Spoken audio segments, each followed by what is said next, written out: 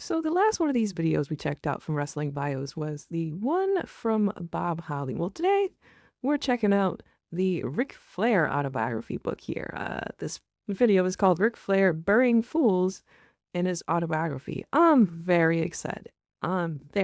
This was a really fun watch last time, and Wrestling Bios makes amazing content. If you have somehow not went and checked out his channel, do yourself a favor, click the top link in the description and show them some love. You might find something. Matter of fact, you're guaranteed to find something on his channel that you like.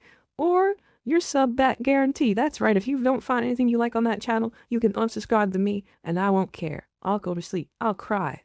I care. I'll pay out the fly today on Twitch. We're reacting live. If you want to hang out with us, find that link in the bottom of the description. Without further ado, let's get right into the video. Okay, like the Bob Holly video I uploaded recently, I wanted to dig into Ric Flair's book and pick out the juiciest bits. You all seem to get a kick out of Holly's book, so let's do the same for the Nature Boy. Granted, Flair won't have the same kind of stories as Holly, and he might be a bit more reserved, but Rick still took a lot of shots in his book named To Be the Man. So let's look at what Slick Rick had to say about folks like Bret Hart, Mick Foley, Jim Herd, and others. Again, all quotes are directly from Rick's book, but they'll also be abridged just to help the overall flow of the video.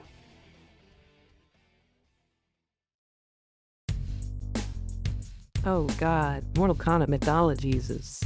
Ric Flair and Eric Bischoff didn't have a great relationship in WCW, and it really comes down to Flair feeling that Eric didn't respect him. You also get the feeling that Flair tried to fight against company evolution sometimes, and maybe Rick was stuck in his old ways. But let's hear what Rick had to say and you'll gain a better understanding. I helped Eric Bischoff get his job, recruited Hulk Hogan, allowed him to win the championship, then lost a retirement match. I just assumed Eric would take care of someone like that. He had to, I reassured myself. There was no way he would screw me. I caught a lot of heat for my relationship with Arn Anderson. I pushed for him to join the booking committee and make no apologies about it.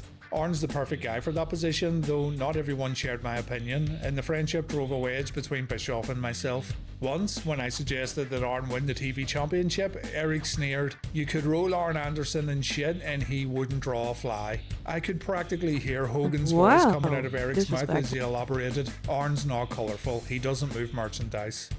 No matter what Bischoff claims, he used me to get Hogan and Savage. After that, I was a bit player to him, and I heard that he blamed me for decisions I didn't even make. When I was on the booking committee, Arn was asked to cancel a planned vacation and tour Japan. Why? Because Eric told Arn, "Flair wants you to." Ron Simmons, later known to WWE fans as Farouk, was led to believe that I didn't perceive him as a championship caliber performer. Bullshit, it was Hogan who didn't want to work with Simmons. Eric also seemed to take pleasure in demeaning me in front of the boys. Before a match with Bret Hitman Hart, Bischoff walked up to me in front of a group of people and said, "In your match with Bret tonight, I want the sharpshooter. Get it done in 20 minutes. Then he walked away. The prick acted like he was talking to a guy at the bottom of the card. Once, when I questioned why he was having me lose to Conan, he shouted at me in the dressing room hallway, "Why are you always complaining about something?" Bro, I would be scared to throw my weight around a bunch of motherfuckers that could beat my ass on a whim. Like, you might be the boss, but pride is dangerous. Ego is dangerous. Let one of these dudes be on a bad day and you just pull up lots of disrespectful shit. You are definitely about to have a sweaty man's armpits. Just in your personal space. Elbows in your eye sockets, like you're gonna get cooked. Ain't no fucking way. All I did, baby oil backstab. No, I'm not. Just fucking do what we write down. This is a team. This isn't about you anymore, Rick. On July 15th, 2002, Vince brought Bischoff into WWE, playing off their long-standing business rivalry. Eric was strictly a character in the storylines, with no backstage stroke whatsoever. When I saw Bischoff walk through the dressing room at the Continental Airlines Arena in New Jersey, my heart sank. I had 1,000 reasons for never punching out Eric Bischoff in WCW. He was an executive. I had dragged my family through one lawsuit and didn't want to get caught up in another. Now that he was in WWE as a performer, no different than me or anyone else, I finally had my chance. On March man. 17th, 2003, man. before a broadcast of Raw, I went in the catering and asked Arn Anderson if I could speak with him. He followed me into the hallway and I said, please just watch the door. He had no idea what I was talking about. I returned to the dressing room and approached Bischoff. I need to talk to you, I said. He held up one finger so I would wait, but I'd already waited too long. I slapped him hard across the face, knocking the silver. Yo. Alright. Hypothetically, right? You're on the phone with someone. And you hear the person on the other line get the shit slapped out of him. What is your reaction? Mine is definitely gonna be a staggered, yo? You good? Yo? I can imagine there was immediate like feet scuffling after that. Like what the fuck just happened? You really told bro to watch the door and pop this man on the phone. That's not fair, Ric Flair. Dirtiest player at the game. Phone out of his hand. He began backing up. I swung at him 3 times but couldn't connect because he was moving so fast. When Bischoff got to the wall, I pushed him onto a couch, climbed on top Bischoff of him, is pressed out my of it. finger against his eye and said, I could take your fucking eye out right now. I could have also used my fist to bust open his face while he was cowering underneath me, but that wasn't what I wanted to do. I wanted him to get up and fight. I backed away so we could get up from the couch. Let's go, right now, I yelled. I swung my leg around and kicked the back of his leg, hoping it would jar him out of his seat. I'm not going to fight you, he said, but I wasn't going to give him a choice. Suddenly, Sergeant Slaughter, who's now a WWE road agent, was standing between us. Rick, what are you doing? He asked. Just paying a debt, I told him. Personally, I'm sure that Slaughter would have just as soon pulled me off a bloody Bischoff and separated us. But Vince doesn't want his agents to lose control of the dressing room, so I let Slaughter lead me away. Vince already knew my history with Bischoff and didn't need elaboration. Rick, this is unprofessional, he hesitated, then asked, was this planned? Was anybody else involved? He suspected that Arn and I conspired to set up Bischoff. No, I answered honestly. I asked Arn to watch the door, that was it. Vince shook his head. This cannot happen again. When you're in the arena, you're on company property as far as I'm concerned. I nodded. One more thing, Rick. Is there anybody else you're planning to do this to? Yeah, Hogan. I said this half jokingly, although I was still mad about him whipping David back in WCW. Vince's eyes practically bugged out. My god, please don't do that. He said, shit. Do not slap Hogan. You should have definitely slapped the shit off Hogan, by the way. And you should have slapped the bandana off his head. You should have slapped the Beijing out of his beard, bro. Come on, Rick, we needed you. Flair, come on. The loud ass thunder, bro. Chill out. The franchise Shane Douglas mentioned Ric Flair a lot while working in ECW, stating that Rick held him down when Shane worked in the company. Rick expands on this further in his book while also sharing his personal feelings towards the franchise. On the same night that Eric returned to Nitro, I was booked in a match against Shane Douglas, a guy I remembered for his long moronic monologues in ECW, calling me Dick Flair and claiming that I'd held him back in WCW during the Jim Herd era. Douglas had also gone on the internet, psychoanalyzing me as an aging, insecure hack who couldn't handle working in the same company as a guy with his youth and looks. But when we finally met in WCW, he told me all the stuff I was saying was just a work. I was really hoping that we'd get to wrestle each other one day. This is a man who failed on every level. Remember Dean Douglas, his character in the World Wrestling Federation? You probably don't, because he was absolutely forgettable. According to him though, that was Vince McMahon's fault. In his mind, someone was always holding him back. Yo, I love how wrestlers are so catty in these autobiographies. They'd be so quick to be like, yeah, that guy, he was a bitch. Fuck him in particular. He didn't even have the it factor. He wasn't an it girl. On Wednesdays we wear paint. Well, let me tell you something. If you're good in this business, you'll figure out a way to show it to people. If you're great, it will eventually come out. Dean Douglas was neither good nor great. He was never a star of any significance. I've made more people than Shane Douglas ever entertained in his life.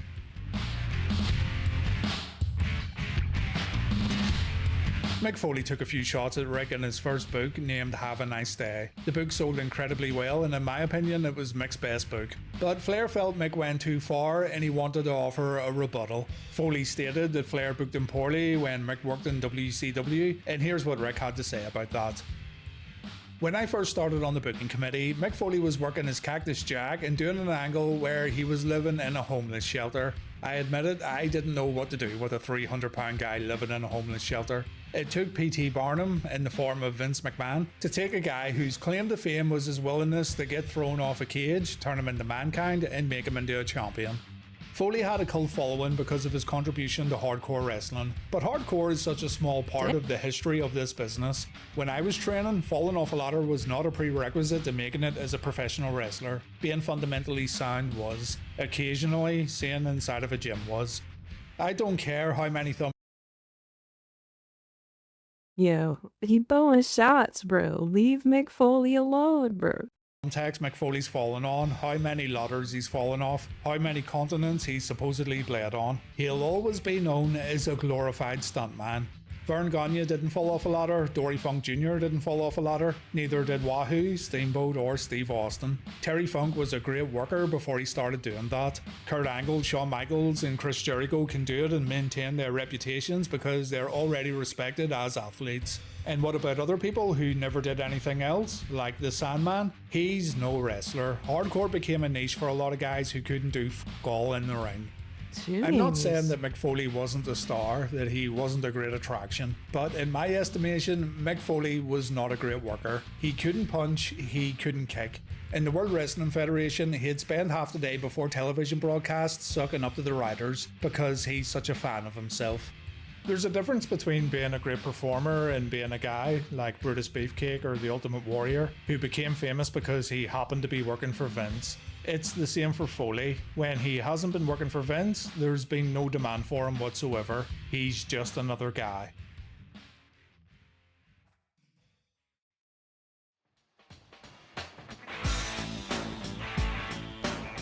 Bret Hart. It's hard to tell what these two truly feel about each other. One minute they're throwing jabs, the next they seem to be best friends. Bret even showed up for Rick's ill-fated final match in 2022. When Rick wrote his book though, he didn't think much of the Hitman. Personally, I never saw dollar signs on Bret Hart. He was a good, sound, physical wrestler, but with limited charisma and I didn't know he skills. had like any type He of also beef could have with been each the president of his own fan club. Bret truly thought he was the best technical wrestler who ever lived, and he was stuck in a routine that he refused to break. When he'd make his comeback, he'd rely on the same sequence of moves. And I'm just going to stop here and say this is very rich coming from Ric Flair, but let's continue on. The same sequence of moves: an atomic drop, a clothesline, a gut punch, a Russian leg sweep, a backbreaker, a fist drop from the second rope, and finally his finisher, the sharpshooter. Night after night with no variation. Come on, Rick. Every well-known wrestler has patented things that he does in his matches, but you can still entertain your fans by putting those things in different spots or doing them in different ways. If I tried adding things to Bret's comeback, like hitting him with a chop, he couldn't stand it. It had to be in rotation. Don't get me wrong, Bret could have a tremendous match when it really counted, but day to day, I found him to be inflexible. And in 1997, when Bret punched out Vince over a finish in Montreal, I was appalled. Bret refused to lose in Canada. That would be the equivalent of me saying I'd never let anyone beat me in North Carolina. Give me a break.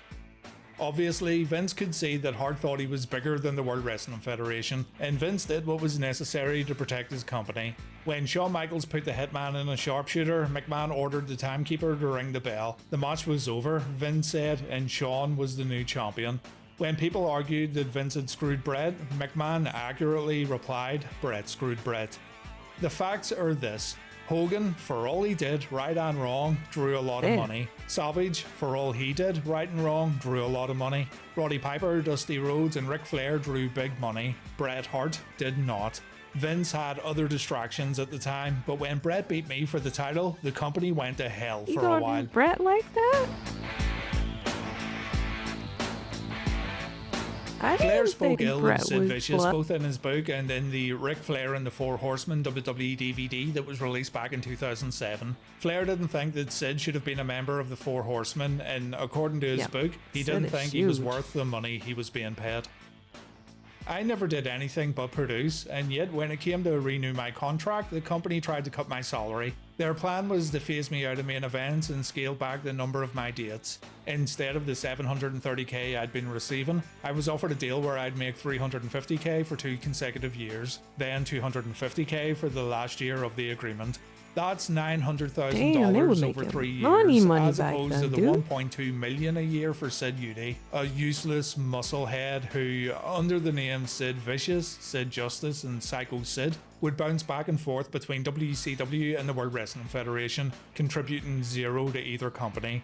Sid exemplifies the worst of this business. He got rich despite never learning his craft or drawing a dime. On December 27, 1993, Vader was supposed to lose his WCW Championship to Sid at Starrcade. As I mentioned previously, aside from his imposing physique, Sid offered nothing to the business. He didn't want to learn how to perform or build up to execute an exciting match. On more than one occasion, he claimed to be injured or sick, but managed to play in a softball league. Still, promoters kept throwing money at him because of his monster look. During a booking meeting in the Jim Herd days, Jim Cornette raised a reasonable objection to placing Sid in a prominent role on an upcoming show. We have to go back to that town someday.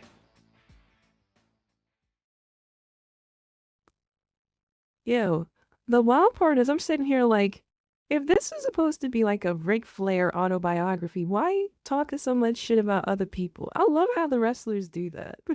Like, well, let me get this shit off my chest just in case. I know not a lot of people go read this. But still, fuck that guy. He a bitch.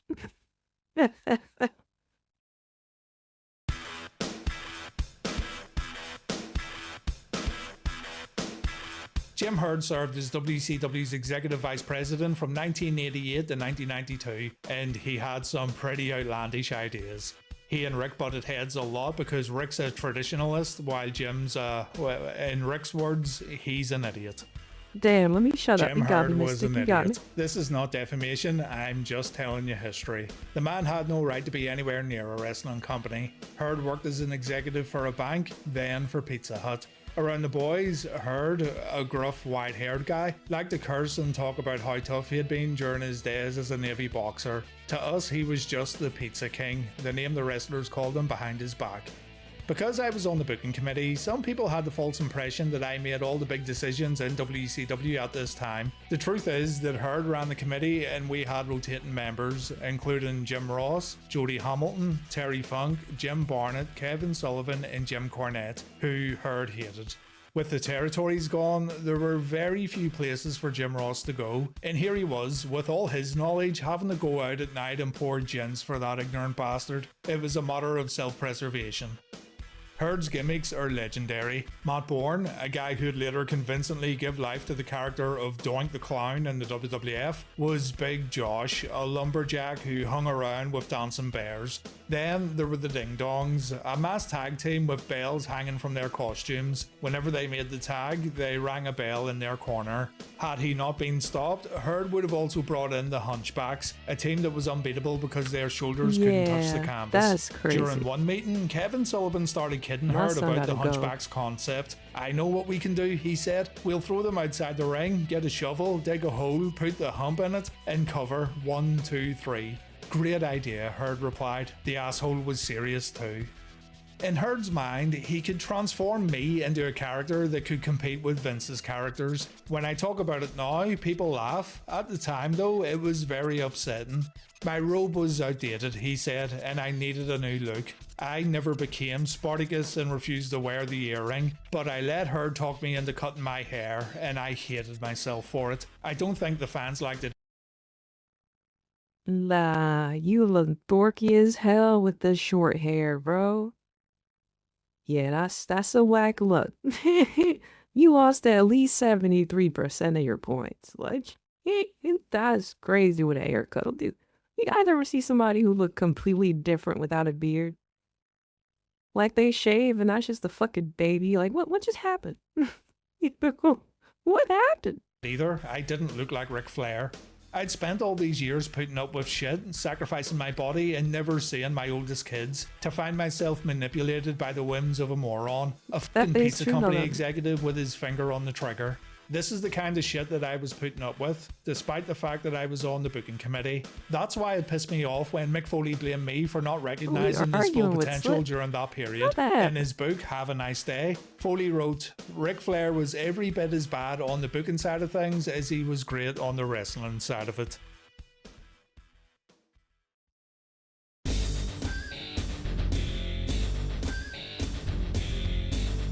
From what I've been told, the Steiners had a falling out after Scott decided to leave Rick behind and become a singles star. As a singles performer, Scott had a tendency to go on the microphone and start ripping into people in a personal way. He did it to Diamond Dallas Page and his wife Kimberly, Tori Wilson and Terry Taylor. But he always seemed to avoid insulting Kevin Nash, Scott Hall, Haku, Scott Norton, and other guys who might have had a rebuttal. I mean, one of those names you definitely better not. He better not go crazy on. One of those names was not like the others. One of those names you better shut the fuck up about even now.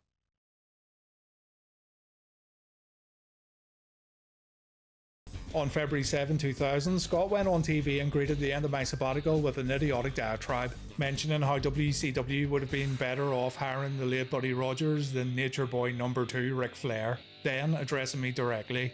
When you walked down the aisle last week, the people at home, all they did was grab their remote and change their channel to the World Wrestling Federation and watch Stone Cold, a person who you and your friends got fired from here because you're a jealous old bastard. So Ric Flair, remember this, there's never been a bigger ass-kissing bastard in the business, but also in life. You belong where you're at in WCW because WCW sucks. I don't know what possessed Steiner to do that so-called shoot interview. Yeah, WCW sucked, but it wasn't smart to advertise that on your own show. And whose ass did I kiss? Jim Herd's? Bischoff's? What the hell was this guy talking about? The most upsetting thing about his comments was that Steiner said I played a role in having Austin fired from WCW. Hell, I knew, and I hoped Austin did too, that I was one of his biggest advocates. At the time of the speech, Steiner didn't have any kids. I did. And after hearing Scott's interview, they asked me, what was that all about? The answer is that I'm not even sure Steiner understood what he was saying. He was irrational. Lex Luger told me that when the topic came up, Scott told him, yeah, Flair really screwed you around. Screwed Luger around? This guy didn't have the facts. If I did anything for Luger, it was make his career. Today, Scott Steiner has a family, and the sad thing is that they're now going to have to read what I'm saying about him, the same way my kids had to listen to what he said about me.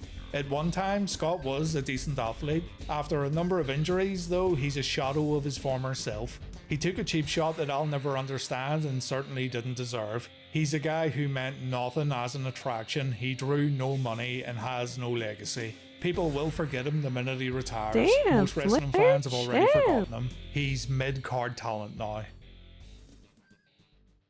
Oh my god.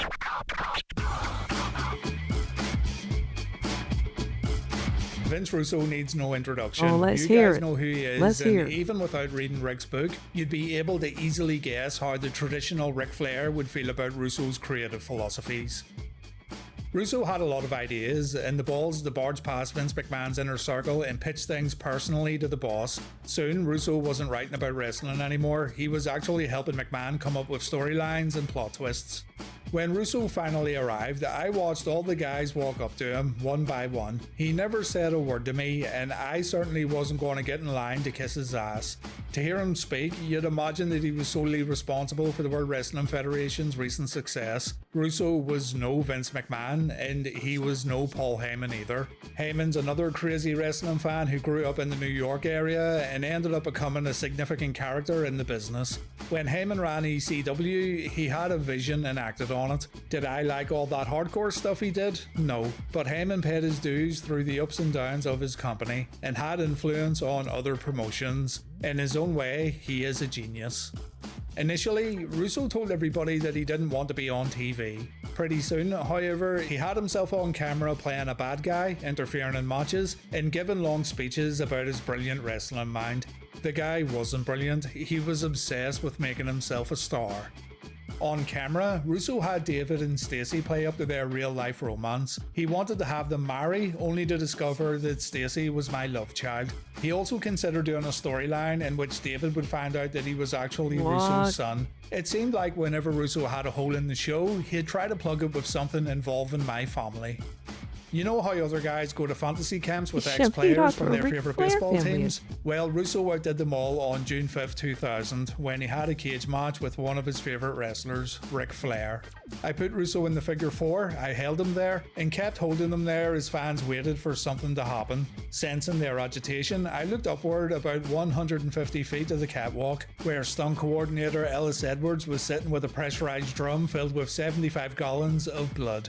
He couldn't press the release mechanism to drop it on us, though, until Russo was directly over most of the WCW logo on the mat. Otherwise, we'd have to roll into the blood. Somehow we repositioned our bodies and the blood came streaming down.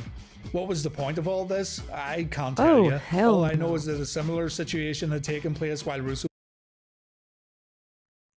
What was with them and dumping the buckets of blood on people? Like, what? What does it symbolize? Like, what? Who is there a character doing that? What the? Didn't he go? Was in the World Wrestling Federation, and he tended to rely on ideas that had previously worked over there. Once I was drenched, my son David placed me in his own figure 4, setting me up to be pinned by Russo. With everything that I'd accomplished throughout my career, this is what it had come to at 51 years of age. Do you know how it felt, lying there on the canvas with fake blood splattered all over me, losing to a magazine writer? You figure it out. After so many spectacular years in the business, I didn't know where I ranked anymore. Fans too young to have witnessed my matches with Harley and Steamboat would now live the rest of their lives with memories of me in a mental hospital, being buried in the desert, and having my head shaved by Vince Russo. It seemed to me like my legacy had been destroyed. Again, Rick expands a lot more in his book, and everything's a lot more fleshed out. So if you want to learn a bit more, pick up the book or remember to look it up next time you're sailing the 7 seas. I won't judge. What you also have to keep in mind is that some of this stuff is retconned by now, and Flair probably feels different about a lot of these people because, let's be honest, Slick Rick seems to change his tune quite frequently, and he was so deep in the wrestling business that I think even he didn't know when he was working or shooting. But that'll do it for today, and if you can think of any other books you want me to check out for the juicy bits, then let me know. I'm currently trying to get through Diana Hart's book, which is, yeah, it's a bit mental, but I'll follow up on that very soon. This is such a dope YouTube series, checking out those autobiographies, because I ain't gonna lie, I'm not today a time to sit there and read no fucking books. Fuck, I look like Ric Flair's a funny one. I'm pretty sure he got like 1,000,005 stories to tell by now. Crazy that he stopped wrestling after that match with Shawn Michaels and never wrestled again. Oh, what a cool match to go out on and never wrestle again after. Either way, you guys should check out the original upload of this content by clicking the top link in the description. You can hang out with me in the flock live on Twitch or clicking the bottom link. And we got a Patreon that is free and it has free bonus content that you can check out over there by clicking the Patreon link. It's going to be the link in the description that says Patreon, okay? Okay, cool. I'll see you in the next video unless you weird.